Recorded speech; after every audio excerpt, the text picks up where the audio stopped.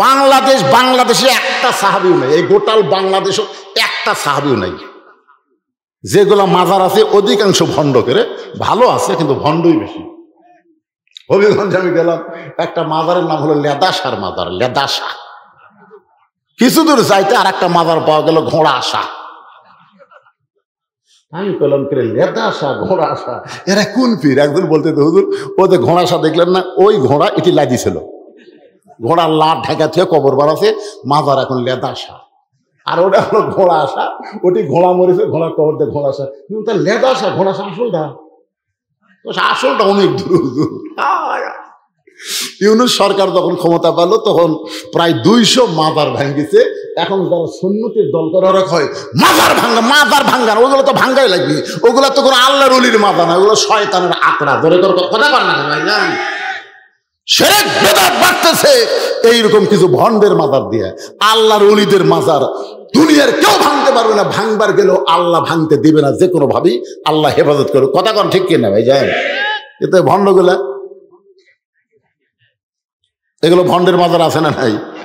দেখবেন রেল লাইনের ধারত মাজার নাই, কারণ রেল লাইন তো জেরি ফিরে থামতে পারে না, এই জন্য মাজার হয় না। যত মাজার এই রাস্তার ধারে, মানে বাস টানে টাকা দেয়, হঠাৎ একটা মাজার আউট বাইর হয়ে যায়। মন খারাপ করতেছেন? আমি মাজার আল্লাহর ওলিদের বিরুদ্ধে না, কারণ ওলি আল্লাহর বাংলাদেশ। সবাই বলেন ওলি আল্লাহর বাংলাদেশ, রহম করো আল্লাহ, রহম করো আল্লাহ। এটা খাজা বাবার বাংলাদেশ, শরীয়তুল্লাহর বাংলাদেশ, তিতুমিরের বাংলাদেশ, শহীদ জিয়ার বাংলাদেশ। রহম করো আল্লাহ, রহম করো আল্লাহ। ওলি আল্লাহর বাংলাদেশ, কিন্তু একটা সাহাবীর কবর বাংলাদেশে নাই। আর একই গুরুস্থানের মধ্যে 10,000-এর বেশি সাহাবী ঘুমায় আছে। সুবহানাল্লাহ। জান্নাতুল বাকিতে ঢুকতে সর্বপ্রথম যার কবর পাবেন সেই কবর হলো ওসমান গনির কবর। সুবহানাল্লাহ। দেখবেন একটা ছোট্ট পাথরে খোদাই করে লেখা আছে ওসমান গনি। আল্লাহ রাসূল বলেছেন আল্লাহ গানিয়ুন, এটা কোরআনের কথা, আল্লাহ গানিয়ুন ওয়া আনতুমুল ফুকারা ইল্লা ওসমানু গানিয়ুন। সাহাবীরা বললেন হুজুর আসমানের ধনী হচ্ছে আল্লাহ, আর দুনিয়ার ধনী ওসমান কেমনে হলো? কি হচ্ছে রে বাবা, অসুবিধা হচ্ছে? আপনাদের সমস্যা হচ্ছে? আমার কথা কি আপনারা বুঝতে পারতেছেন? তো বলতেছে আসমানের ধনী হচ্ছে আল্লাহ, আল্লাহ গানিয়ুন, আর ওয়া আনতুমুল ফুকারা, দুনিয়ার সবাই হলো ফকির। তো ওসমান কেমনে ধনী হলো? আল্লাহ রাসূল বললেন তাহলে শোনো। একজন সাহাবী আমার কাছে এসে কাঁদতেছে। রাসূল বললেন কান্দো কেন? বলে কান্দার কারণ হলো হুজুর আজকে কয়েকদিন হলো না খেয়ে আছি, ক্ষুধার জ্বালায় খুব কষ্ট পাচ্ছি। সঙ্গে সঙ্গে নবী এভাবে জুব্বা তুললেন। সাহাবী তাকায় দেখে নবীর পেটত পাথর বাঁধা। সাহাবী কয় ইয়া রাসূলুল্লাহ আমি ক্ষুধার্ত, কিন্তু আপনার মতন এত বেশি না। হুজুর আপনার কাছে কিছু চাইয়া আমি বড় বেয়াদবি করছি, আল্লাহর রাস্তায় মাফ করে দেন। এই বলে যখন গরিব সাহাবী চলে যাচ্ছে, রাসূল বললেন আম্মা সাইলা ফালা তানহা, আসো আমার কাছে আসো। কোনো সাইলকারীকে ফিরে দেওয়া যায় না। সাহাবী বলে হুজুর আপনি কি দিবেন? আপনি আমার চাইতে বড় ফকির, আপনার তো দেওয়ার মতন কিছু নাই। রাসূল বললেন পাগলা, আমি দিবার না পারলে কি হবে রে, আমার একজন সাহাবী আছে রে, নাম হলো ওসমান, যা তুই তার কাছে যা। নবীর কথা মতো ওই সাহাবী ওসমান গনির কাছে সন্ধ্যার সময়, ধরে কোন সময়? সন্ধ্যার সময় যা দেখে ওসমান গনির একটা বাতির আলো একটু বেশি হয়েছে, বাতি ঘরত আছে তো আলো একটু বেশি হচ্ছে, শরীরটা টানা টানা আলো কমাচ্ছে। সাহাবী কয় হাই রে হাই, আর চাইতে বেশি আলোলে আমার ভারত বাতি জ্বলে, আমি জীবনে শরীরটা টানি না রে। এই কি কৃপণের কৃপণ আল্লাহ রে, ই বলে আমাকে আবার দান করবি। নবীর কাছে এসে বলতে যে হুজুর আপনি দিবার পারেন না, ঠিক আছে, কিন্তু এই কৃপণের কথা আমার কেন পাঠাতেন? আল্লাহ রাসূল বলে তুমি কি তোমার অভাবের কথা কছো? বলার পরিবেশ পাইনি তো, যা দেখছি বলি কেমন। আল্লাহ রাসূল আবার যাও। পরদিন আবার নবীর কথা মতো সকালবেলায় ওসমান গনির দরবারে গিয়ে দেখে ওসমান গনির বালিশ ফাটা তুলা ঘরের মাঝাত পড়ে গেছে। ওই তুলাটা ওসমান গনি খুঁটায় খুঁটায় বালিশের খোলের মধ্যে তুলতেছে, তুলে খুঁটিয়ে খুঁটিয়ে বালিশের খোলের মধ্যে ঢুকে। গরিব খয় এরকম তুলে যদি আমার ঘরত পড়তো আমি শামটা দিয়ে ধার দিতাম রে, এর বলে আবার খুঁটিয়ে খুঁটে খোলের মধ্যে ঢুকান লাগবে। এর মতন কৃপণ আমারে কি দিবে? নবীর কাছে গিয়া বলে রাসূলুল্লাহ আপনি দিবার পারেন না, ঠিক আছে, কিন্তু এমন কৃপণের কাছে আমারে কেন পাঠালেন? রাসূল বলে তুমি কি তোমার অভাবের কথা কইছো? বলে যা পরিবেশ দেখলাম বলার সাহস পাইলাম না। আল্লাহ বলে আবার যাও। পরদিন সকালবেলা গরিব সাহাবী ওসমান গনির দরবার গিয়া দেখে ওসমান গনি খালি গায়ে বসে আছে, খালি গায়ে। কোলের মধ্যে আছে একটা ছেঁড়া পাঞ্জাবি। এভাবে যখন পাঞ্জাবি তুলছে, গরিব সাহাবীর তাকায় দেখে 10-15 জায়গার ছেঁড়া। এখন ওই পাঞ্জাবি সেলাই করার জন্য সুয়ের মধ্যে সুতা ঢুকাবার চাই, কিন্তু ওসমান গনির চোখের পাওয়ার একটু কমে গেছে, কারণ 30 পারা কোরআন তিনি নিজের হাতে লেগেছে। এই সুয়ের মধ্যে যখন সুতা ঢোকাবার চাই, সুতাটা এই দিক দিয়ে যায়, এই দিক দিয়ে যায়। গরিব সাহাবী রাগ করে মনে মনে কয়, তোকে আল্লাহ যে টাকা দিছে রে, 1,000 লক্ষ নতুন পাঞ্জাবি কিনা যাবে আর পুরানো পাঞ্জাবি সেলাই করবি, এখন বিপদ হলো সুয়ের মধ্যে সুতা ঢুকতেছে না। হাইবে কিরবনের কিরবন। বারবার দেখতে দেখতে এক সময় গরিব বলতেছে, ওসমান ভাই, ওসমান ভাই পিছন দিকে তাকাবে, আসসালামু আলাইকুম ভাইজান, কি খবর? বলে রাস্তা দিয়ে যাচ্ছিলাম ভাই, কিন্তু আপনার অবস্থার দিকে খুব দয়া লাগতেছে। ওসমান গনি বলতেছে, ভাই রে, আসো আমার সুয়ের মধ্যে একটু সুতা ঢুকা দাও। গরিব এসে গেলে সুই ধরিছে, ঢুকা দিচ্ছে। ওসমান গনি খফ করে হাত ধরে বলতেছে, ভাই যান, আসলে তুমি আমার চাইতে অনেক ধনী। গরিব কই ইয়ার কি মারেন, ইয়ার কি মারেন। ওসমান গনি বলতেছে, ভাই রে, চোখের দিক দিয়ে তুমি আমার চাইতে অনেক ধনী ভাই। এই যে আমার সুয়ের মধ্যে সুতা ঢুকাই দিলাম, এর বিনিময়ে তুমি কি নিবা? গরিব বলতেছে, হাত ছাড়েন। কি কি দিবেন আপনি? গরিব মনে মনে চিন্তা করতেছে, পরপর 3 বার যা দেখছি কিছু দিবি।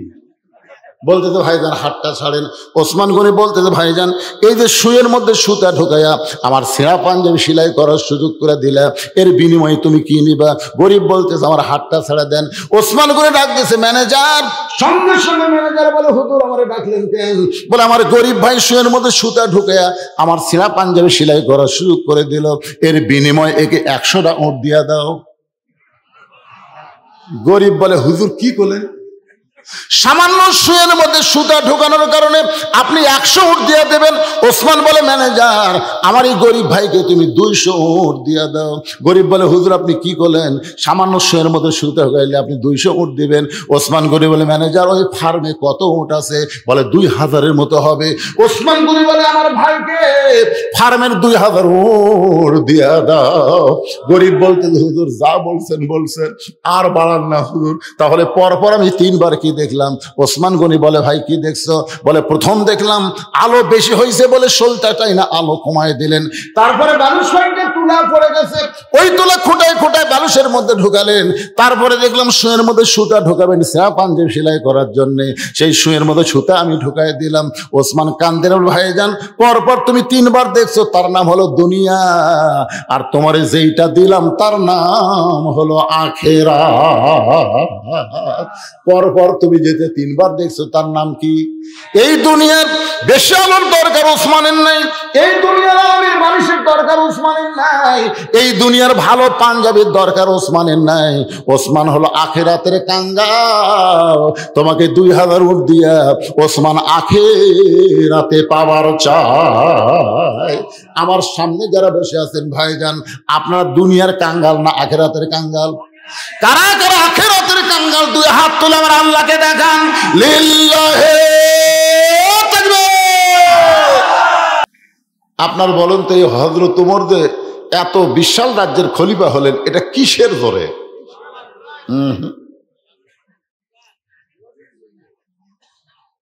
না জানে আগে বলা যাবে না। এই যে কোরআন শরীফ দেখতেছেন, ওমর ফারুক নবীকে হত্যা করার জন্য রওনা দিয়েছিল, এটা আপনারা জানেন না? আচ্ছা, সরাসরি নবীর কাছে না এসে রাস্তার মধ্যে খবর পেল তার বোন ভগ্নিপতি ইসলাম ধর্ম গ্রহণ করছে। ওখানে যখন গেলেন, তখন দরজার দাঁড়িয়ে শুনতে পেলেন ঘরের ভিতরে আল্লাহর কোরআনের তেলাওয়াত। ইন্নামাল মুমিনুনা আল্লাযীনা ইযা যুকিরাল্লাহু ওয়াজিলাত কুলুবুহুম ওয়া ইযা তুলিয়াত আলাইহিম আয়াতুহু জাদাতুহুম ঈমানাও ওয়া আলা রাব্বিহিম ইয়াতাওয়াক্কালুন।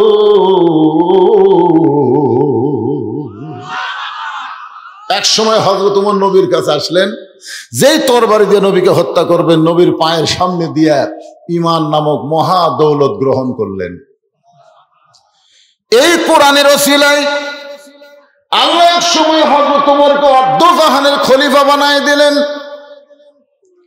এখন আল্লাহর কোরআনটা কেমন পাওয়ারফুল, কোরআনের কত শক্তি, এটা দেখার জন্য হযরত ওমর মদিনার অলিগলি ঘুরতেছেন শুধুমাত্র আল্লাহর কোরআনকে দেখার জন্য। শুনেছি বহুদিন, আজকে আল্লাহর কোরআন দেখার দরকার আছে না নাই?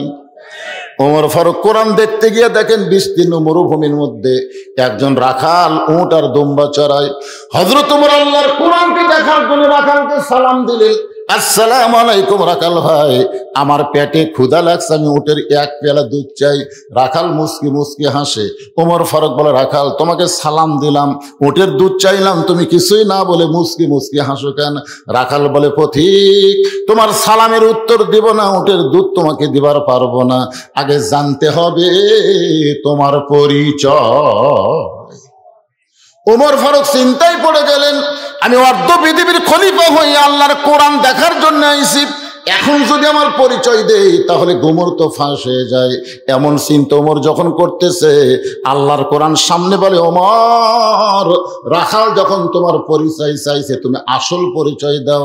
তোমার আসল পরিচয় তুমি ওমর না, তোমার আসল পরিচয় তুমি অর্ধ জাহানের খলিফা না, তোমার আসল পরিচয় হলো মিল্লাতা আবিকুম ইব্রাহিম ওয়া সাম্মাকুমুল মুসলিমিন।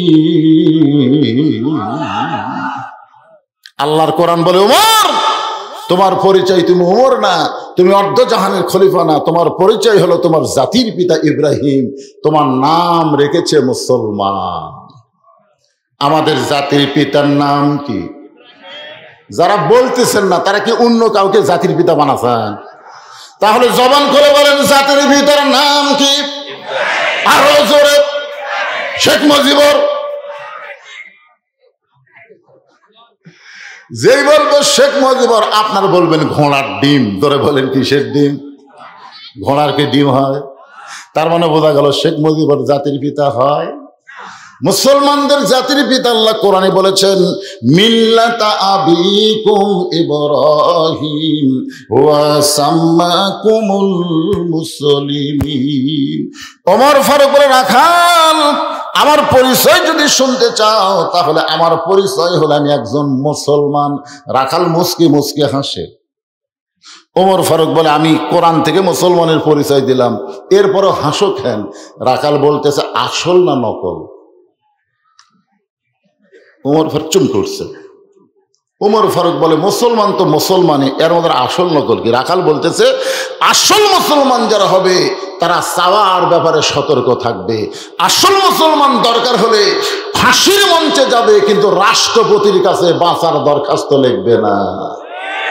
এরকম কিছু মুসলমান আমাদের বাংলাদেশে ছিল, আপনারা জানেন, যে মুসলমানদেরকে বলা হলো ফাঁসির দণ্ড থেকে যদি বাঁচতে চান রাষ্ট্রপতির কাছে দরখাস্ত লেখেন, রাষ্ট্রপতি দয়া করে যদি মাফ করে আপনার ফাঁসি হবে না। ওই মুসলমানের উত্তরে বলল যে এরকম বহু রাষ্ট্রপতিকে আমরা জীবনে মরা দেখছি, যারা মরে যায় তাদের কাছে কোনো ইমানদার জীবন ভিক্ষা চায় না। ধরে কার কথা ঠিক কিনা? জীবন ভিক্ষা চাইতে হবে কার কাছে? যিনি কোনোদিন মরে না। বলেন তো তিনি কে? কুল্লু মান আলাইহা ফানিউ ওয়া ইয়াবকা ওয়াজহু রাব্বিকা যুল জালালি ওয়াল ইকরাম। ওমর ফারুক বলে, রাখাল মুসলমান তো মুসলমানই, এর ওদের আসল নকল কি? রাখাল বলতেছে, আসল মুসলমান যারা হবে তারা চাওয়ার ব্যাপারে সতর্ক থাকবে। তুমি সত্যি করে বলো তো, তুমি দুধ চাইছো কার কাছে? ওমর ফারুকের চোখ দিয়ে দর দর করে পানি পড়তেছে। আল্লাহ, তোমার কোরআন যখন দুনিয়াতে চালু থাকবে, উমর যদি ভুল করে একটা রাখাল পর্যন্ত ভুল ধরার সাহস পাবে। ধরে গেল সুবহানাল্লাহ। আপনার বলেন তো, আপনাদের মসজিদে আল্লাহর কোরআন চালু আছে না নাই? ইমাম যদি ডবল টাইটেল হয়, ডবল দাওরা হয়, তারপরে আসরের নামাজে 3 রাকাতে যদি বসে, একটা অটো ভ্যান লাগা আল্লাহু আকবার আল্লাহু আকবার, ইমাম কয় কে রে, আমি দাওরা পাস, টাইটেল পাস, এতদিন 4 রাকাত পড়াছি, আজকে 3 রাকাত বসবো রে, আমি উঠবো না। এই বলে করে ইমাম যদি বসাই থাকে, আপনার বলেন তো মসজিদের মুসল্লি ইমামের পক্ষ নেবে না ভ্যানালার পক্ষ নেবে? কারণ ভ্যানালা যেটা করছে ওটাই ঠিক, ইমাম যেটা করছে ওটা হাসিনা। জোর করে ক্ষমতা থাকবার চাই, উঠবার চায় না। ধরে কোন কথা ঠিক না? হাসিনার সবচাইতে বড় দোষ কি জানেন? একবার ক্ষমতার চেয়ার পায়া আর ছাড়বার চাই, দিনের ভোট রাতে করে। সন তারিখ বলে দেয়, এত সালের আগে নামাইকে ওমর ফারুক চোখের পানি বের করে বলতে, রাখাল ভাই সাওয়ার ব্যাপার আমার ভুল হয়ে গেছে। রাখাল বলতে, ভুলটা যখন স্বীকার করেছো তাহলে আল্লাহ তোমাকে তওবা করার সুযোগ দিয়েছে। সুবহানাল্লাহ খান না কেন? ভুল স্বীকার করলে তওবা করার সুযোগ আছে না নাই? আমরা চার ভাই, আমরাই চার ভাই, আর বড় ভাই আওয়ামী লীগ, আমি ইসলামী দল, আর আমার দুই ভাই বিএনপি, এর ছোট দুটো বিএনপি।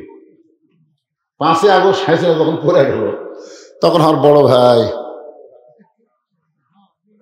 চলে আসলো আমার মাদ্রাসার মসজিদে বিকাল বেলায়, মানে চিহ্নিত আওয়ামী লীগ তো যদি কিছু হয় এই ভয় চলে আসলো হুজুরের কাছে। আমি সিসি ক্যামেরাতে দেখে নিয়েছিলাম, এসে বললাম ভাই খবর কি? তওবা করবো।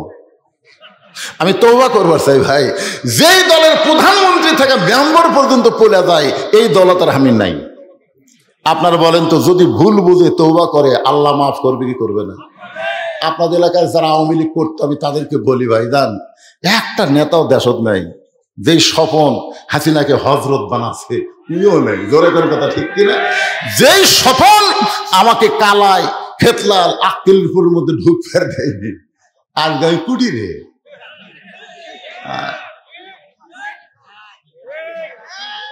বাবা স্বপন, একটু মনোযোগ দিয়ে শুনবেন, তওবা করার সুযোগ আছে না নেই? রাখাল বলে, পথিক ভুলটা যখন স্বীকার করেছে আল্লাহ তোমাকে তওবা করার সুযোগ দিয়েছে। ওমর ফারুক বলে, রাখাল ভাই তাহলে আমি তওবা করতেছি। রাখাল বলে, তুমি মূর্খ মানুষ, তুমি তওবা কেমনে করবা?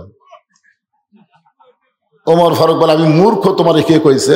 রাখাল বলে, যে বেটা চাওয়ার ব্যাপারে সতর্ক হয় না এ দুনিয়ার সবচাইতে বড় মূর্খ। আপনারা বলেন তো, ডক্টর কামাল শিক্ষিত না মূর্খ? ওই বাংলাদেশের সংবিধান লিখতে পারে, কিন্তু 18 সালে যখন ঐক্যজোট করছিল তখন ডক্টর কামালের নেতৃত্বে এক দল গেছিল সিলেট শাহজালাল মাজারে। পেপারে কাটিং আছে আমার কাছে। ওরা মাজারত যায় 2 হাত তুলে বলতেছে, বাবা বাবা আমরা ভোটর ডানাছি। যত বড় শিক্ষিত হোক আল্লাহ বাদ দেয়, বাবার কাছে যদি হাত তোলে ও শিক্ষিত না হলো বন্ড মূর্খ। ধরে কোন কথা ঠিক না? রাখাল বলে, তুমি যদি শিক্ষিত হও তাহলে তুমি সালার ব্যাপারে ভুল করলা কেন? তুমি তওবা নিজে করতে পারবে না, আমি তোমাকে তওবা পড়াই। এবার রাখাল হযরত উমরকে তওবা পড়বে, রাখাল উমরকে তওবা পড়াবেন। উমর ফারুক তওবা পড়তে চায়। আজকে যারা মাগরিব এশার নামাজ না পড়ে ওয়াজ শুনতেছেন, আপনাদের তওবা করার দরকার আছে না নাই? যদি ফজর আগে মারা যান, যারা মাগরিব এশার নামাজ বাদ দেওয়া ওয়াজ শুনতেছেন, কিরে দাঁড়িয়ে আছো তারা, কি খবর? এই মাইক আলার খবর খারাপ, উমিও পড়েনি। তাছাড়া আমার মাইক চেয়ান করবি কেন? ফজরের আগে যদি মরে যান দুনিয়ার সমস্ত মানুষ আপনাদের জানাজা দিলেও আপনার জান্নাত পাবেন না, কারণ নামাজ না পড়ার কারণে আপনি বেঈমান হয়ে গেছেন। জোরে কোন কথা ঠিক কিনা? লা সালাতা লা ঈমানা। রাসূল বলেছেন, মান তারাকা সালাতু মুতাম্মিদান ফাকাত কাফারা। ইচ্ছা করে এক ওয়াক্ত নামাজ বাদ দিলে সে আল্লাহর সঙ্গে কুফরি করলো। আর মাগরিব এসা বাদ দেওয়া মানে কয় ওয়াক্ত দিছা? আর আমরা যারা নামাজ পড়ছি যেভাবে নামাজ পড়া দরকার আমাকে সেভাবে হয়নি। এই কারণে নামাজি বেনামাজি সকলে মিলে তওবা পড়ার দরকার আছে না নাই?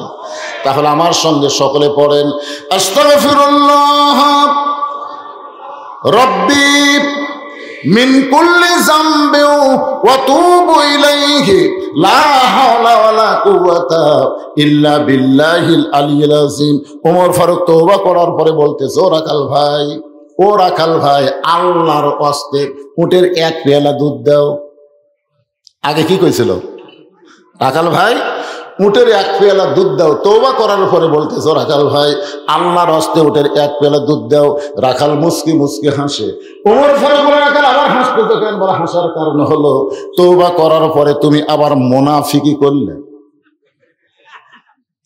যেই কইছে মুনাফিক, ওমর ফারুকের চেহারা রক্তের মতো লাল। মুখে যা আসে তা বলো কেন? আমার মধ্যে মুনাফিকের কি দেখলে? রাখাল বলে, এই মিয়া সিরিয়াস কেন? লিমা তাকুলু মা লা তাফালুন। তোমার মুখের সাথে মনের মিল নাই। তুমি সত্যি করে বলো তো, আমি কি উটের মালিক? আমি যদি উটের মালিক হইতাম তুমি আমাকে রাখাল বললে কেন? আর যখন রাখাল বলেছো তখন তোমার মন বলতেছে আমি উটের মালিক না। আর মালিক বাদ রাখালের কাছে কেউ যদি আল্লাহ রাস্তেও চায় রাখাল দিবার পারবি? যার প্রমাণ আমি নিজে।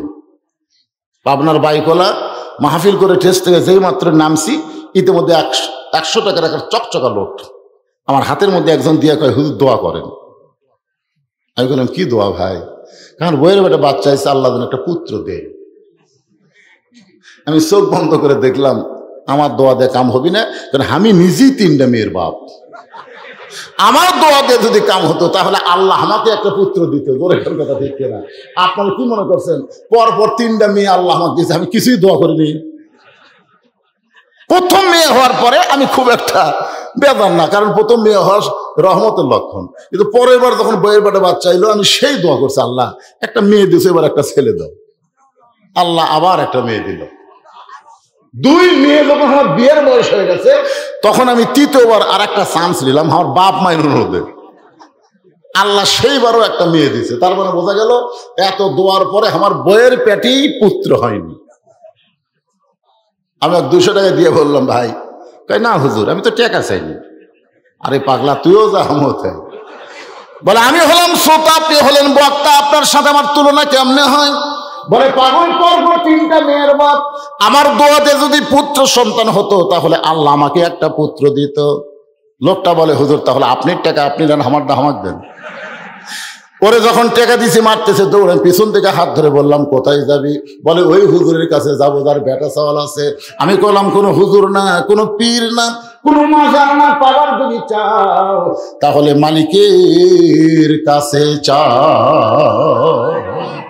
পাওয়ার যদি চাও তাহলে চাইতে হবে কার কাছে? রাখাল বলে পথিক সত্যি আল্লাহর রাস্তায় উঠে যদি 1 পেয়ালা দুধ চাও তাহলে এখানে মালিকের বাড়ি হলো 10 মাইল দূরে। ওই মালিকের বাড়ির দরজাত গিয়ে বলো মালিক তোমার রাখাল উট আর দুম্বা চড়াই, তুমি মালিক যদি হুকুম দাও তাহলে রাখাল আল্লাহর রাস্তায় উঠে 1 পেয়ালা দুধ দিবে। ওমর ফারুক বলে রাখাল ভাই এত কষ্ট করে মালিকের বাড়ি যাওয়ার দরকার নাই, বরং তোমাকে 2টা টাকা দিলাম, এই 2টা টাকার বিনিময়ে তুমি উটের 1 পেয়ালা দুধ দাও। রাখাল বলতে তো পথিক তুমি কি হযরত উমরকে চিনো? রাখাল হযরত উমরকে বলে পথিক তুমি কি হযরত উমরকে চিনো? যদি উমরকে চিনতা তাহলে এরকম বেসাইদা প্রস্তাব দিতা না।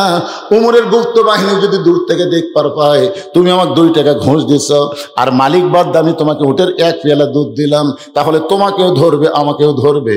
এ বুড়া বয়সে কি তুমি ধরা খাবার চাও?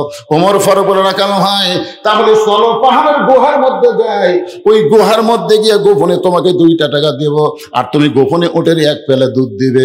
ওমরের গুপ্ত বাহিনীও ধরতে পারবে না, তোমার মালিকও জানতে পারবে না। রাখাল চিল্লায় বলে তুমি ভণ্ড, তুমি ভণ্ড, তুমি ভণ্ড। ওমর ফারুক বলে রাখাল আমার মধ্যে ভণ্ডামির কি দেখলা? রাখাল বলে পথিক ওই গুহার মধ্যে দেওয়া না করলে ওমরের গুপ্ত বাহিনী দেখতে পাবে না, আমার মালিক জানতে পারবে না, কিন্তু রাখালের আল্লাহ দেখতে পায়। লিল্লাহে তাকবীর। যেই বলেছে রাখালের আল্লাহ দেখতে পায় সঙ্গে সঙ্গে ওমর ফারুক মারছে দৌড়। 1 দৌড়ে পাহাড়ের পাদদেশে গিয়া 2 রাকাত নামাজ পড়ে বলতেছে আল্লাহ তোমার কোরআন এত সুন্দর। তোমার কোরআন যখন দুনিয়াতে চালু থাকে তখন কেউ না দেখলো আল্লাহ দেখে, এই বিশ্বাস প্রত্যেকটা মুসলমানের অন্তরে থাকে। কেউ না দেখলো কে দেখে? আরো জোরে কন। আমাদের বাংলাদেশে বিশ্বাস আছে? তোমার কোরআন এত সুন্দর আল্লাহ, তোমার কোরআন এত সুন্দর। এতক্ষণ তো আমি রাখালের মধ্যে তোমার কোরআন শরীফ দেখলাম, আমি তো রাখাল দেখি নাই, রাখালের ভিতরে তোমার কোরআন শরীফ আমি দেখতে পাই। ধরে কর সুবহানাল্লাহ। আল্লাহর কাছে ওমর ফারুক শুকরিয়া করে কাঁদতেছে। ইতিমধ্যে রাখাল পিছনে এসে বলে যতই কান্দ উটের দুধ দেওয়া গেল না। ওমর ফারুক বলে রাখাল ভাই উটের দুধের কোনো দরকার আমার নাই, আমি শুধু তোমার কাছে জানতে চাই ওই না দেখা আল্লাহকে কলিজার মধ্যে জায়গা দিয়ে আল্লাহর কোরআন অনুযায়ী চলতেছো, এর বিনিময়ে তোমার চাহিদা কি? এই বাংলাদেশে যারা কোরআনের দল করে তারা কি খুব ভালো আছে? কথা কয় না ভালো আছে? তুমি একটা উট দুম্বা চড়াও রোদের মধ্যে, তোমার ভালো বাড়ি নাই, ভালো খাওয়াও নেই, তোমার চাকরিটাও খুবই কষ্টের চাকরি, এরপরেও তুমি আল্লাহর কোরআন অনুযায়ী চলতেছো, এর বিনিময়ে তোমার চাহিদা কি? রাখাল চোখের পানি বের করে বলে, পথিক আমার চাহিদার কথা যখন শুনতে চাও তাহলে শোনো, আমার চাহিদা হলো রব্বানা আতিনা, সকলে পড়েন রব্বানা আতিনা ফিদ দুনিয়া হাসানাতাও ওয়া ফিল আখিরাতি হাসানা ওয়া কিনা আযাবান্নার। ওমর ফারুক বলে, রাখাল আমি তোমার চাহিদার কথা শুনতে চাইলাম আর তুমি আল্লাহর কোরআন শুনেলে, তার মানে? রাখাল বলে, তুমি আসলেই মূর্খ। আরে পাগল, এই আয়াতের মধ্যে আমার দুটা চাহিদার কথা আছে। একটা চাহিদা হলো আতিনা ফিদ দুনিয়া হাসানা, আর একটা চাহিদা হলো অফিল আখিরাতি হাসানা। আমার দুনিয়ার চাহিদা হলো মহামানব হযরত উমরকে আমি এক নজর দেখতে চাই, যে উমর আল্লাহর কোরআন দিয়ে রাষ্ট্র চালানোর কারণে আমার মতন রাখাল না দেখা আল্লাহকে কলিজার মধ্যে জায়গা দিবার পারছি, সে হযরত উমরকে খালি একটা বার যদি দেখতে পাইতাম তাহলে দুনিয়ার চাহিদা আল্লাহ আমার পুরা করত। আমার 2 নম্বর চাহিদা হলো, আমি রাখাল যখন মরে যাব, অধম রাখালকে আল্লাহ যেন জান্নাত দেয়। তাহলে রাখালের 1 নম্বর চাহিদা কি? আতিনা ফিদ দুনিয়া। দুনিয়ার সৌন্দর্য হলো ভালো একটা নেতা দেখা। ভালো নেতা বোঝেন আপনারা? আগামী ইলেকশনে আপনারা কি নেতা দেখবেন? কি নেতা? আরে নাম ধরে বলা লাগবে। আমি বলছি ভালো নেতা, যেই নেতা আল্লাহর কোরআন দিয়ে রাষ্ট্র পরিচালনা করবার চাই, এমন নেতার দরকার বাংলাদেশে আছে না নাই? দরকার আছে না নাই? হ্যাঁ, কোন দল করবে সেটা সে দলের ব্যাপার।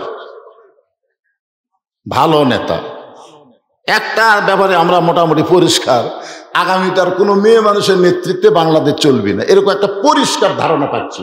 কথা কন না কেন ভাই? কথা কন না কেন? এতগুলো মরদ মানুষ যা বিপদে আসলাম ভাই, আমরা থাকি নিচে, ওরা থাকে উপরে। অথচ আল্লাহ কোরআনে বলেছে রেজালু কাওয়ামুনা আলান নিসা, পুরুষেরা থাকবে উপরে, নারীরা থাকবে তলে। আর আমরা এত বছর যে কি হলাম ভাই।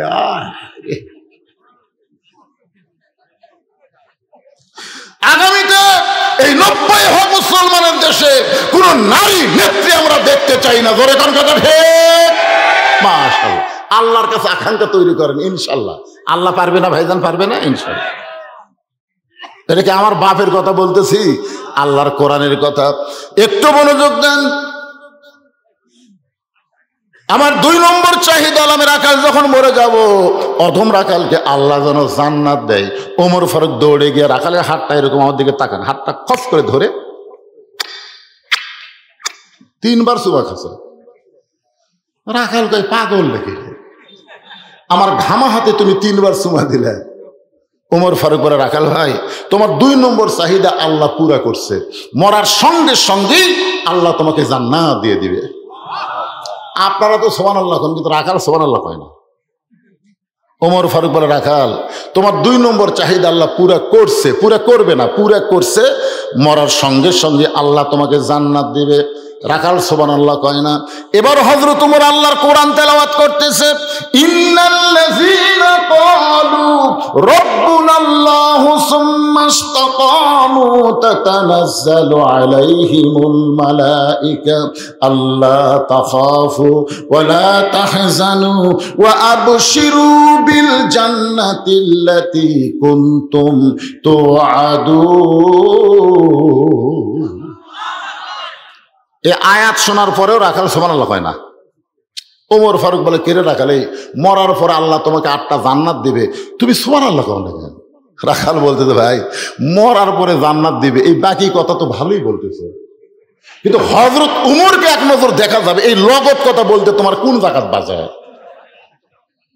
একটা হলো নগদ, একটা হলো বাকি।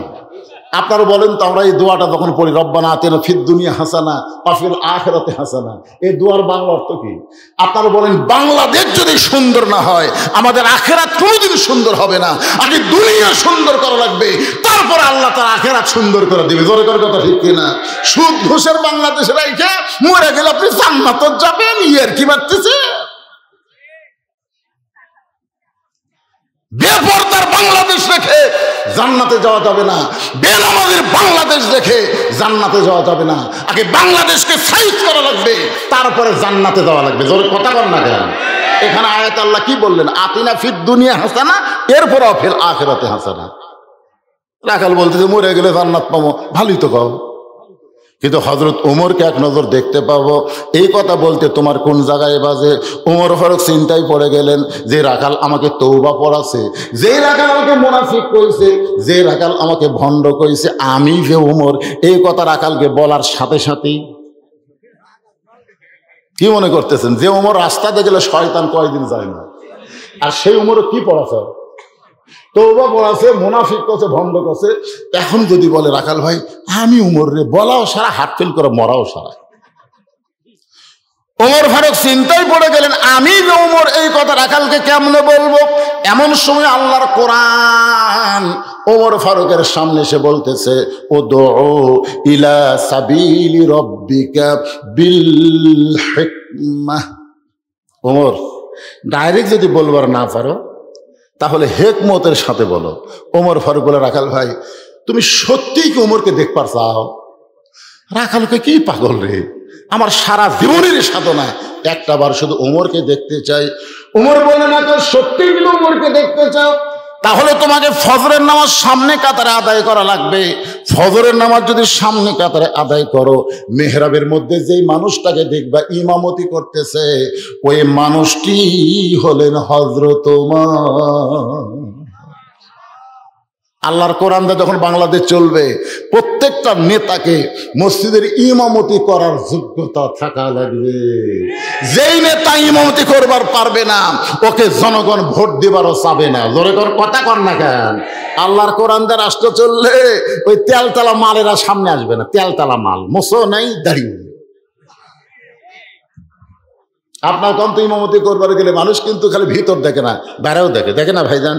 একজন আমাকে মোবাইল করে বলতে, হুজুর ইমামের দাড়ি যদি এক মুষ্টির নিচে হয়, তার পাশে কি নামাজ হবে? আমি বললাম, ভাইরে তোমার দাড়ির খবর কি? আমার নাই। তাই বলে হুজুর থাকা লাগবে না? বাংলাদেশের মানুষ আর যাই হোক, ইমামের বাহ্যিক সুরত কিন্তু খুব খেয়াল করে দেখে। পাঞ্জাবি ঠিক আছে কিনা, দাড়ি ঠিক আছে কিনা, টুপি ঠিক আছে কিনা, চাল চলাচল ঠিক আছে কিনা, ইমামের বউ বাড়ির থাকে না ঘরত থাকে, এটাও দেখে। নিজের বউ মার্কেট মারে, ওদিকে খেয়াল নেই। ইমামের বউ বাড়ির কাছে একটু ধান বড় করে কাটছে, বুঝলেন? ইমামেরই জমি, ধান একটু বড় করে কাটছে। তো ইমাম বলতেছে, দেখো খড়ির যে দাম, বাড়ির কাছে জমি, ওই যে লাড়াগুলো কাটা যায় না।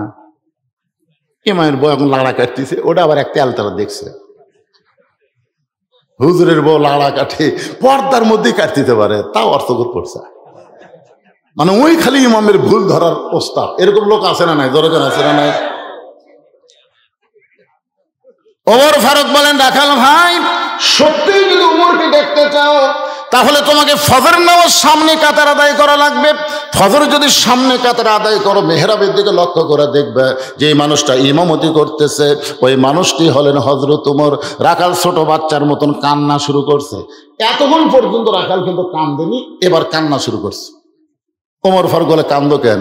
রাখাল বলতেছেন, বারান্দার নামাজ পড়ি ভাই, আমি ভিতরে ঢোকার সাহস কোনোদিন পাই না।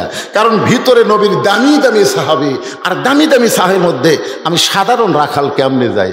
এই জন্য আমি বারান্দায় নামাজ পড়ি, আমি ভিতরে ঢোকার সাহস পাই না।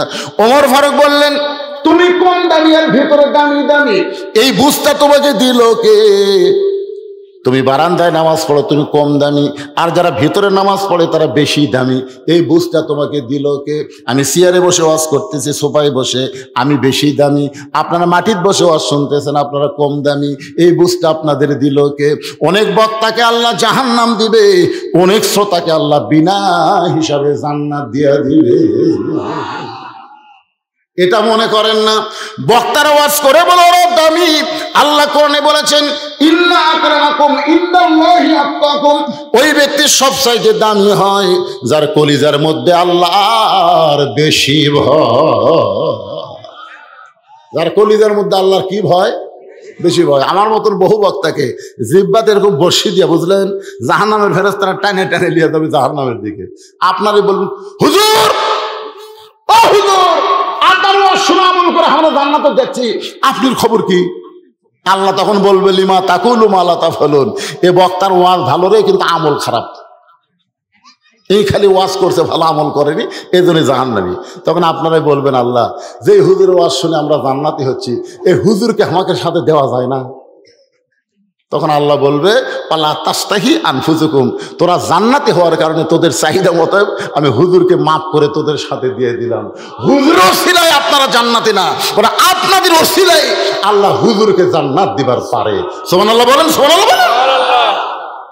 ওমর ফারুক বলে রাখাল তুমি বারান্দায় নামাজ পড়ো তুমি কম দামি, আর ভিতরে যারা নামাজ পড়ে এরা বেশি দামি, এই বুঝটা তোমাকে দিল কে?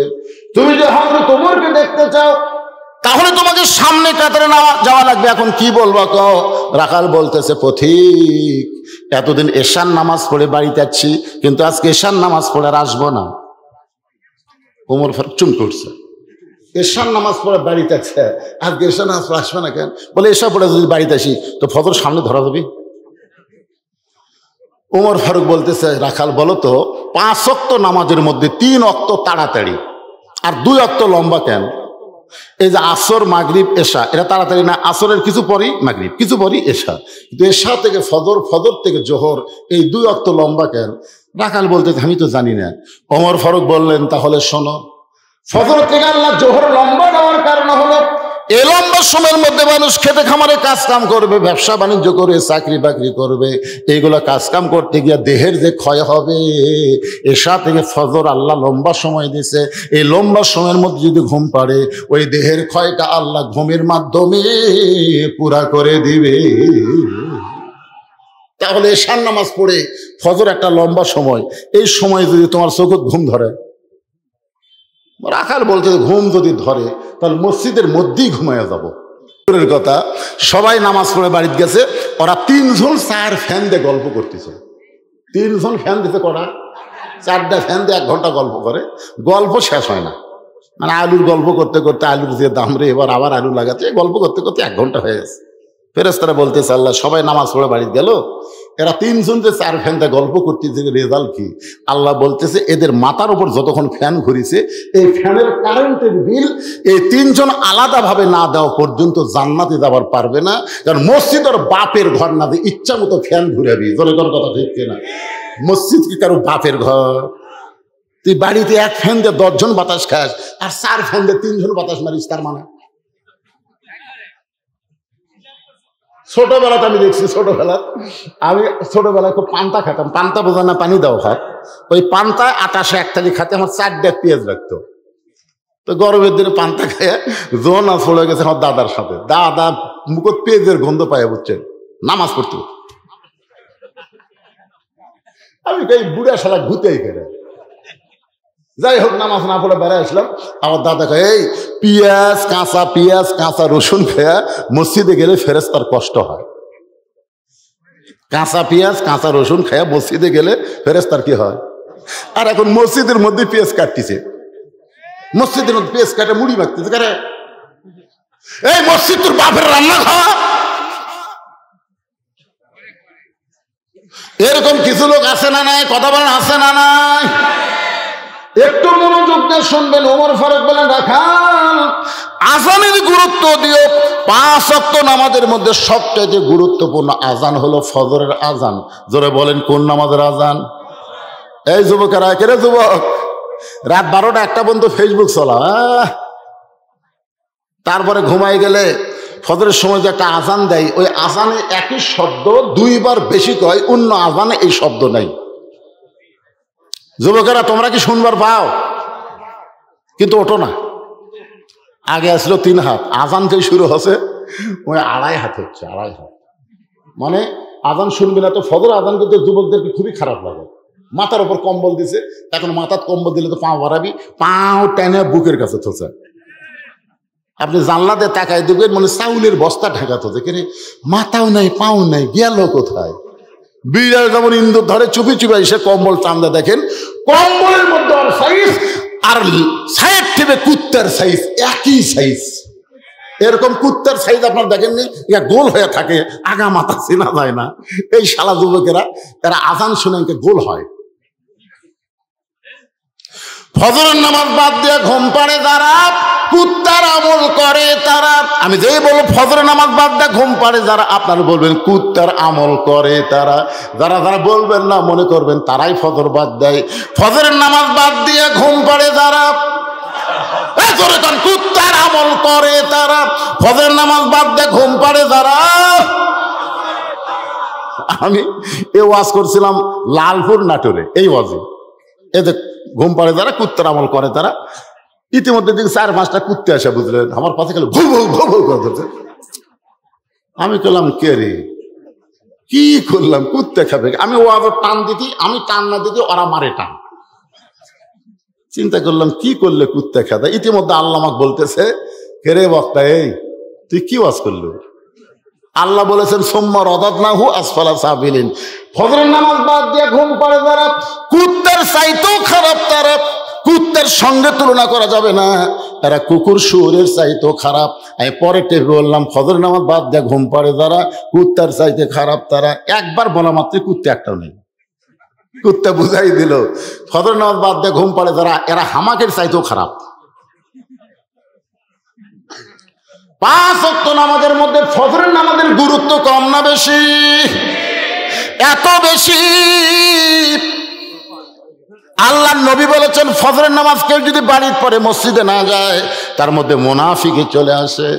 ওমর ফারুক বললেন, রাখাল ভাই আজানের গুরুত্ব দিও, আজানের গুরুত্ব দিও।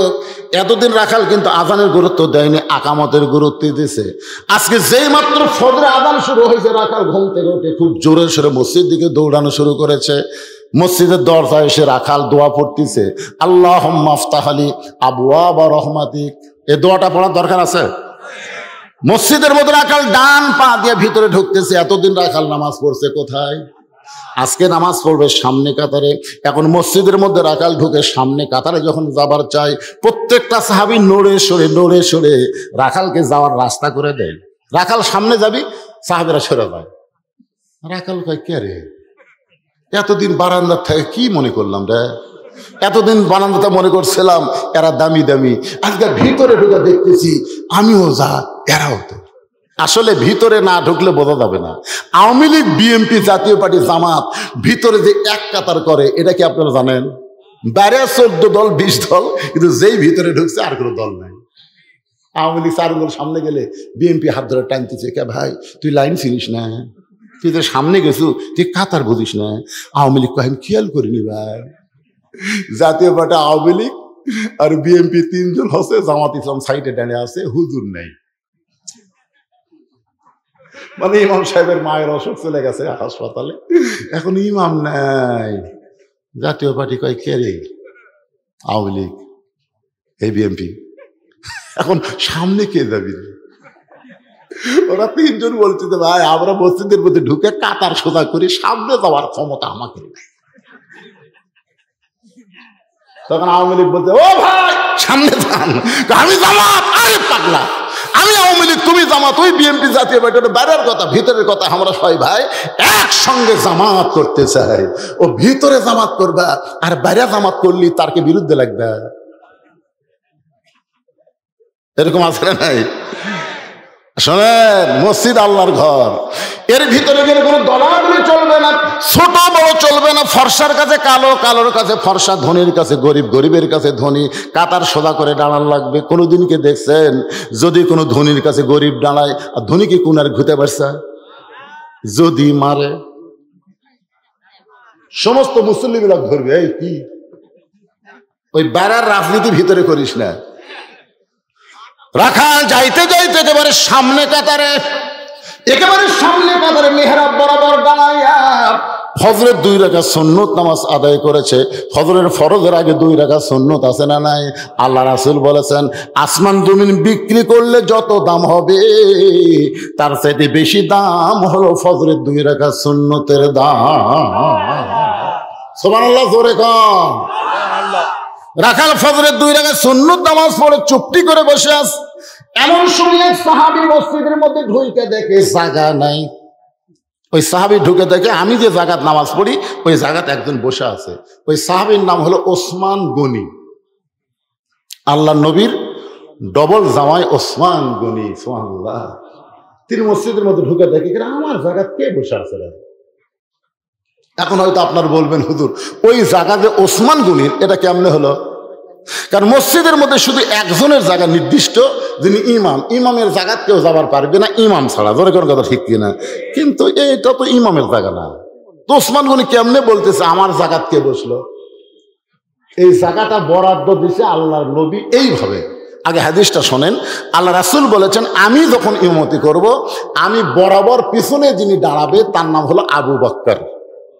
আবু বকর রাদিয়াল্লাহু যখন ইমামতি করবে, আবু বকর বরাবর যিনি পিছনে দাঁড়াবে তার নাম হলো উমর। উমর যখন ইমামতি করবে, উমর বরাবর যিনি পিছনে দাঁড়াবে তার নাম হলো ওসমান। ওসমান যখন ইমামতি করবে, ওসমান বরাবর পিছনে যিনি দাঁড়াবে তার নাম হলো হযরত আলী। হযরত আলী যখন ইমামতি করবে, আলী বরাবর পিছনে এ কথা বলে নবী কারোর নাম কয় না। সাহাবারা বললেন ইয়া রাসূলুল্লাহ, হযরত আলী যখন ইমামতি করবে আলী বরাবর পিছনে কে দাঁড়াবে? সঙ্গে সঙ্গে নবী বললেন মা ইয়ান্তিকু আনিল হাওয়া ইন হুয়া ইল্লা ওয়াহয়ুন ইউহা। আমি নবী বলতে পারি না যতক্ষণ আল্লাহ না বলাই। এই আলী পর্যন্ত হলো খোলাফায়ে রাশেদিন, সুবহানাল্লাহ। তাহলে উমর ফারুক যখন ইমামতি করবে, উমর ফারুক বরাবর পিছনে কে দাঁড়াবে? কি শুনলেন? বার জোরে কর, কে দাঁড়াবে? কিন্তু আশা দেখে জায়গা দখল। এখন আল্লাহ রাসূল বলেছেন আল হায়াউন ওসমান। ওসমান হলো সবচাইতে শরম, আর যার শরম বেশি সে মানুষটাকে তো লরমও বেশি। ওসমান চিন্তা করতে যে বসাই যখন আছে সরাই কিভাবে, কাছে যায় দেখে রাখালের পাশে ফাঁকা জায়গা, এই ফাঁকা জায়গার মধ্যে 2 রাকাত সুন্নত নামাজ পড়ে রাখালের দিকে 3 বার তাকাছে। জোরে কোন কয়বার? কে রে এর মধ্যে আর মোটর সাইকেল লেখে ঢুকতেছে রে? এই ছেলেমেলে তোমরা দেখতেছ না? ওরা পিছনে খালি আজরাইলের মতো দাঁড়িয়ে আছে, বেকদরা আজরাইল। আচ্ছা মোটর সাইকেলে ঢুকছেই যখন, আপনাকে সমস্যা না হলেই হলো। আপনারা মোটর সাইকেল রাখার জায়গা করেননি? এই মোটর সাইকেল গ্যারেজ করেন আপনারা? ওখানে রাখা সবচাইতে ভালো। তো যাই হোক, যে কথা বলতেছিলাম একটু গুরুত্ব দিয়ে শোনেন। ওসমান গনি ফজরের সুন্নত 2 রাকাত নামাজ পড়ে রাখালের দিকে 3 বার তাকাছে। জোরে বলেন কয়বার? 3 বার তাকানোর কারণ হলো যেই লোকটাকে কোনোদিন সামনে কাতারে দেখি নাই, আজকে তারই জাকাত বসে আছে, একটু দেখার দরকার আছে না নাই?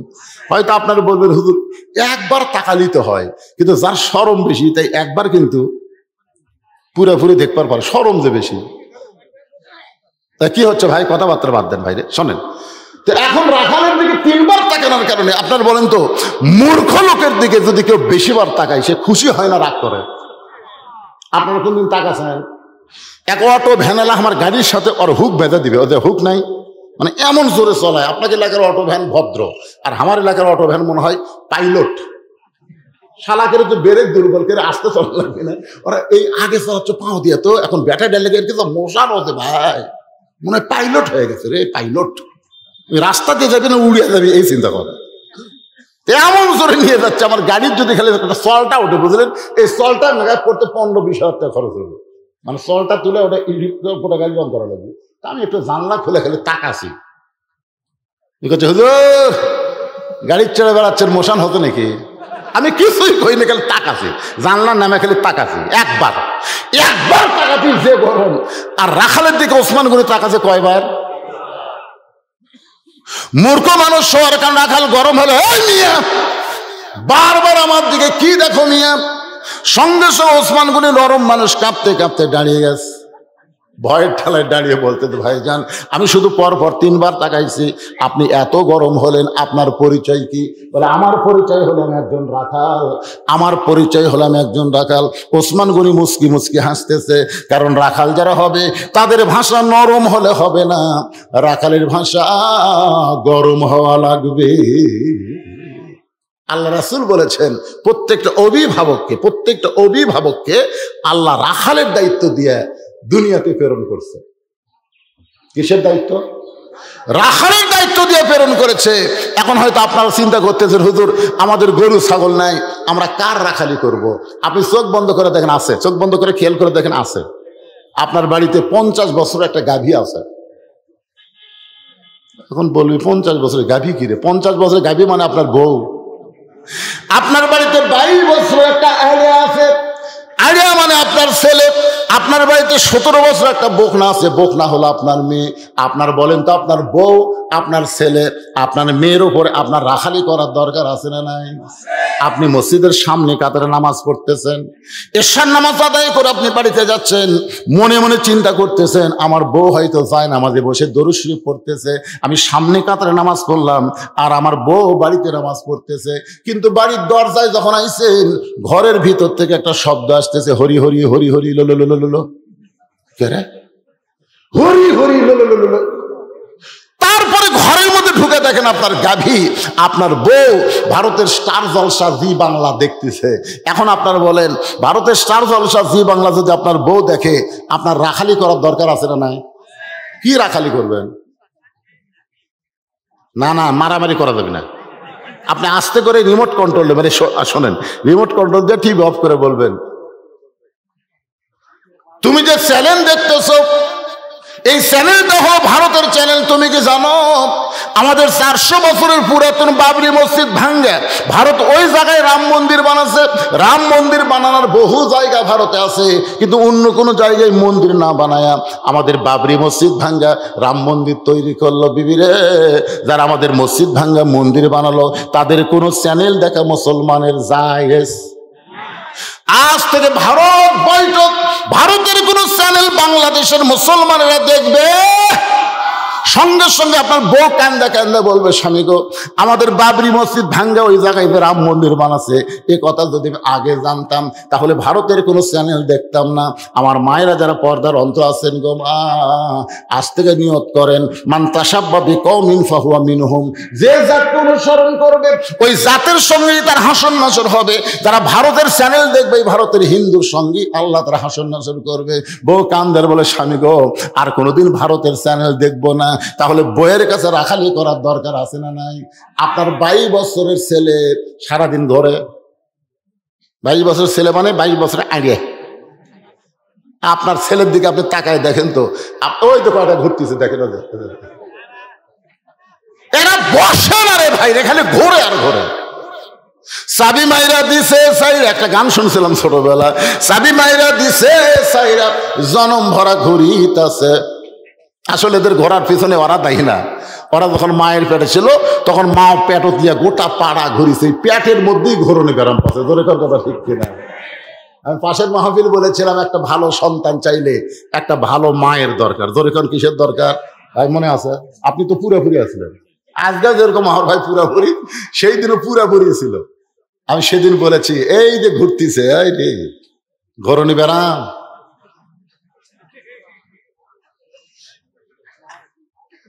এই যুবকগুলো যদি ভালো হয়, তারই জন্য আজকের আলোচনা হলো আল্লাহর কোরআন দেখা। ধরে কান কি দেখা?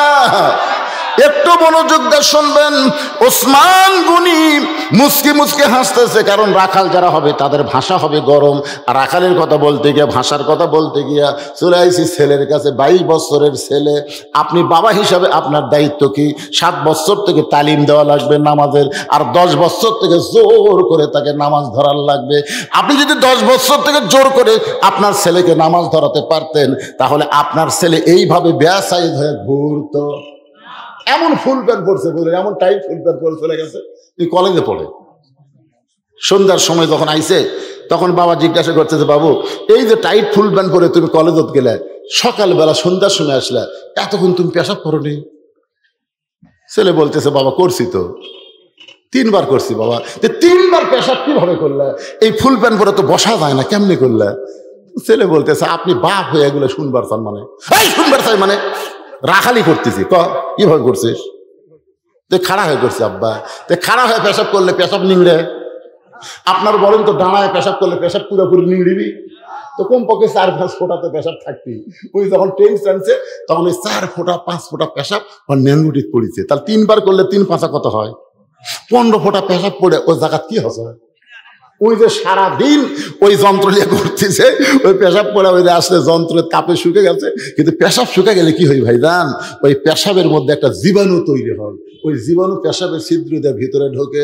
কিছুদিন পরে দেখবেন গোড়া রগগুলো কেটে যায়, গোড়া সে কোনো আগা মোটা হয়। ইন্ডিয়ান হারবাল খায় কোনো কাম হবে না, কারণ পবিত্রতাই হলো পুরুষত্ব রক্ষা করা। জোরে কোন ঠিক কিনা?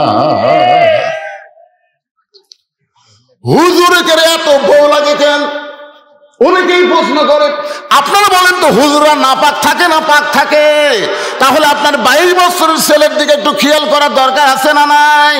আপনার একটা 17 বছরের মেয়ে আছে, হাই হিল পরে কিল কিল করে গোটা, এটা কি পাড়া? আরে চৌধুরী বাদ দেন, রামপুরা কয়েক পাড়া মিলে এক পাড়া, খালি চৌধুরীদের নাম দিলে ওরা মনে খুশি হবি, বাদ বাকি বেজার হবে, দরকার নাই। তা হাইল করে কিলকিল করে ঘুরতেছে। আপনি বাবা হিসাবে আপনার মেয়ের উপরে রাখালি করার দরকার আছে না নাই? রাখালি করেছেন আল্লাহর নবী। দেখেন, নবী তার মেয়েকে রাখালি করতেছেন। মাত্র 9 বছর বয়স। ফাতেমার বয়স হলো মাত্র কয় বছর? 9 বছরের ছোট্ট মেয়েকে নবী এসে দেখে ঘরের মধ্যে বসে ফাতেমা মুসকি মুসকি হাসতেছে, আর 2 হাতে চুরি দিচ্ছে, চুরি চুরি। সেই সময় যে চুরি আছে, চুরি হাতত দিয়ে মুসকি মুসকি হাসতেছে। এই দৃশ্য দেখার পরে নবী আর ঘরের মধ্যে ঢুকলেন না।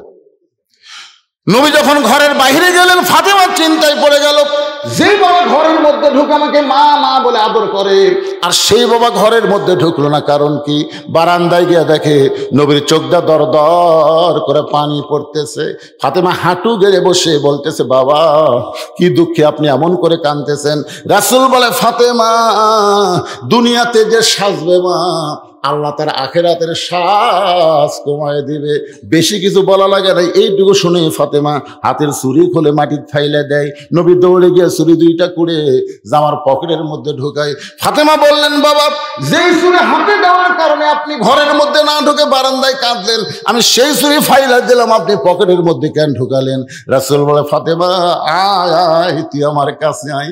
ফাতেমা যখন নবীর কাছে আইছে, নবী ফাতেমার কপালে একটা চুমা দিয়ে বলতেছে, মা একদিন তোর নাকে নাক ফুল পরায় দেব, একদিন তোর কানে দুল পরায় দেব, একদিন তোর গলায় মালা পরায় দেব। ফাতেমা বললেন, বাবা কবে কবে? আল্লাহর নবী বললেন, যেদিন তোমার বিবাহ হবে। ও ফাতেমা, মেয়েরা কেবলমাত্র এক ব্যক্তির জন্য সাজতে পারবে, সেই ব্যক্তি হলো তার স্বামী। স্বামী ছাড়া অন্য কোনো পুরুষের জন্য নারীদের সাজা জায়েজ না। আপনারা বলেন তো, মেয়েরা কেবলমাত্র কয় ব্যক্তির জন্য সাজতে পারবে? কথা কন না কেন? কয়জন? তাহলে এখন ওর বিয়ে হয়নি, ওই এত সাজে গুজে রাস্তা বেড়ায়, তার মানে কি? আপনি বাবা হিসাবে আপনার মেয়ের দিকে নজর করার দরকার আছে না নাই? জোরে কোন আছে না নাই?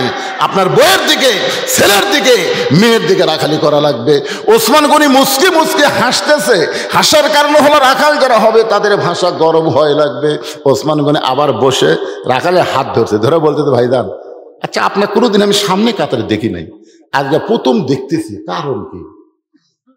বলতে কারণ আবার কি? বারান্দার বসে দেখা যায় না? বারান্দার নামাজ পড়ি, দেখবার পাই না দেখে আজকে সামনে কাতারাচ্ছি। দেখা হলেই তুমি মনে করো না যে আগামীকাল আবার আসবো।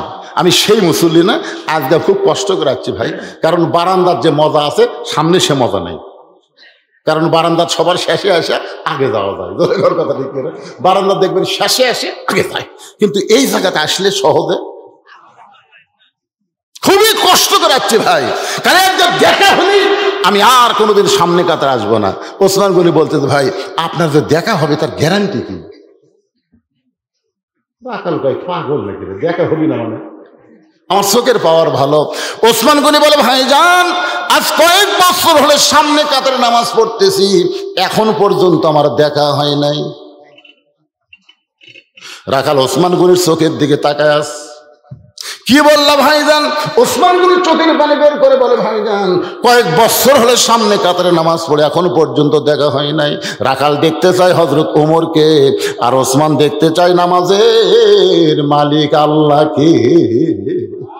আল্লাহ রাসূল একটা লোভ দিছে, লোভ। বুখারী শরীফের প্রথম হাদিস আপনারা দেখবেন কিতাবুল ইহসানের মধ্যে, আনতা আবুদুল্লাহ কাআন্নাকা তারাহু ফাইন লাম তাকুন তারাহু ফাইন্নাহু ইয়ারাকা।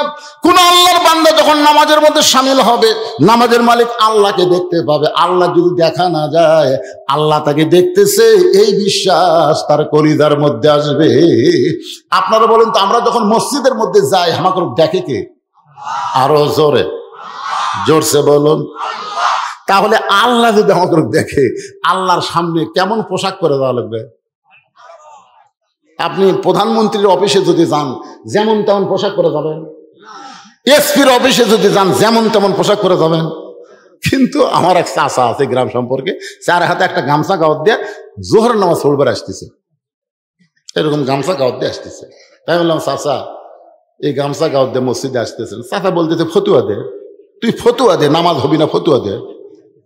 আমি বললাম, চাচা গামছার কথা বলতে আপনি এত রাগ করেন? এই দুর্নীতি হাসি এত দেখে পারেন না, এই জন্য চাচা এত খেপার কারণ হলো গামছা তোর কোন জায়গায় বাজলো? আমি বললাম, চাচা এত রাগ করেন না, এই গামছা গাওয়াতে আপনি বিয়ের বাড়ি যাওয়ার পারবেন। চাচা বলতে, তুই কি মনে করছেন ফকির? এই বছরে 5টা পাঞ্জাবি বানাচ্ছি, এই বছরে গামছা গাওয়াতে বিয়ের বাড়ি যাবো কেন? চাচাই গামছা গাওয়াতে জামাইয়ের বাড়ি যাওয়ার পারবেন? চাচা রাগ করে কয়, ওয়াজ করে করে তোর বুদ্ধি কমিছে রে, কেন জামাইয়ের দাম নাই? জামাইয়ের বাড়িতে কোনো শ্বশুর গামছা গাওয়াতে যায়? আমি বললাম, জামাইয়ের বাড়ি যাওয়ার পারবেন না, বিয়ের বাড়ি যাওয়ার পারবেন না, আর আল্লাহর ঘরত আসতেছেন। তখন লব উল্টা বলতেছে, বুঝাচ্ছে যে আল্লাহ মনে হয় দেখে না। এমন ফুল প্যান্ট করছে, 7 একটা টিকলা পর্যন্ত গাওয়াত দিয়ে রুকুর থেকে যে শেষ দাঁত গেছে, দ্বিতীয় কাতারের মুসল্লির কাবা পরিবর্তন হয়ে গেছে। মানে রুকুর থেকে শেষ দাঁত গেলে পিছনে ট্যাপার লাগাল ফুলে আছে, ওইটা যদি কেউ দেখে আর কাবা ঠিক আছে। আর ওই লাগার শার্টটা পরে একটা পাঞ্জাবি যদি পড়তো, পাঞ্জাবি দিয়ে ওর পিছন সাইজটা ঢাকতো। তোর কথা কর না কেন ভাইজন, কথা কর না কেন? আপনি আল্লাহর ঘরত যাবেন, আল্লাহ নামাজ পড়বেন। কোরআন আল্লাহ বলেছেন লেবাসুত তাকওয়া, যে পোশাক পরলে তোমার মধ্যে আল্লাহর ভয় সৃষ্টি হবে, এমন পোশাক পরা দরকার। জোরে কোন কথা ঠিক কিনা?